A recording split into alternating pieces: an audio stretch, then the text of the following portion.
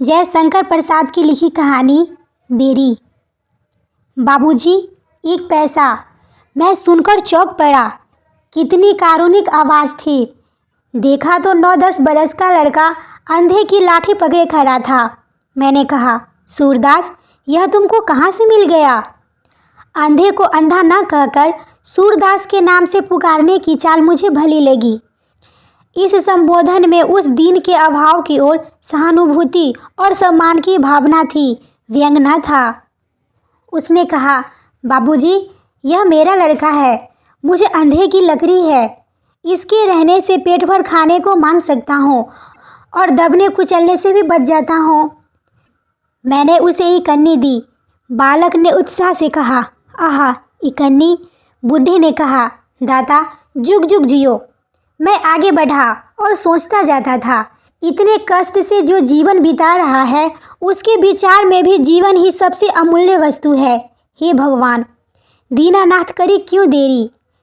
दशाश्वमेध की ओर जाते हुए मेरे कानों में एक प्रौढ़ स्वर सुनाई पड़ा। उसमें सच्ची विनय थी, वही जो तुलसीदास की विनय पत्रिका में ओतप्रोत है।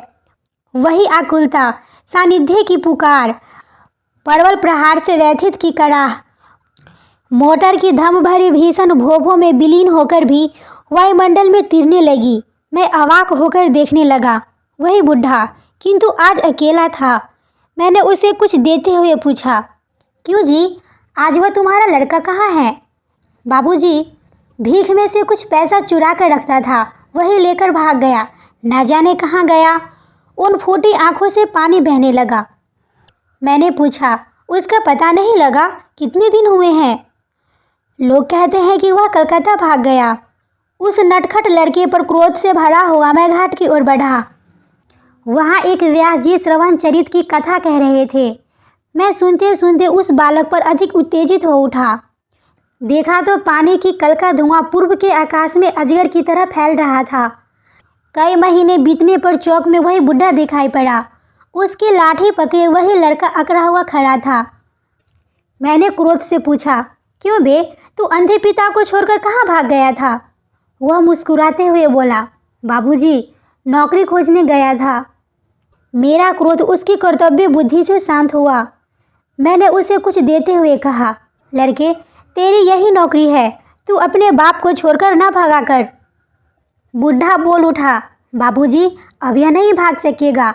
इसके पैरों में बेरी डाल दी गई है। मैंने घृणा और आश्चर्य से देखा। सचमुच उसके पैरों में बेरी थी। बालक बहुत धीरे धीरे चल सकता था। मैंने मन ही मन कहा, हे भगवान, भीख मंगवाने के लिए बाप अपने बेटे के पैर में भी बेरी डाल सकता है? और वह नटखट भी मुस्कुराता था। संसार तेरी जय हो। मैं आगे बढ़ गया। मैं एक सज्जन की प्रतीक्षा में खड़ा था।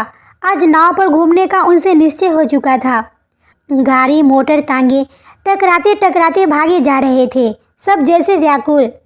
मैं दार्शनिक की तरह उनकी चलता की आलोचना कर रहा था। सीरस के वृक्ष की आड़ में फिर वही कंठ स्वर सुनाई पड़ा। बूढ़े ने कहा, बेटा, 3 दिन और ना ले पैसा। मैंने रामदास से कहा है, 7 आने में तेरा कुर्ता बन जाएगा। अब ठंड पड़ने लगी है।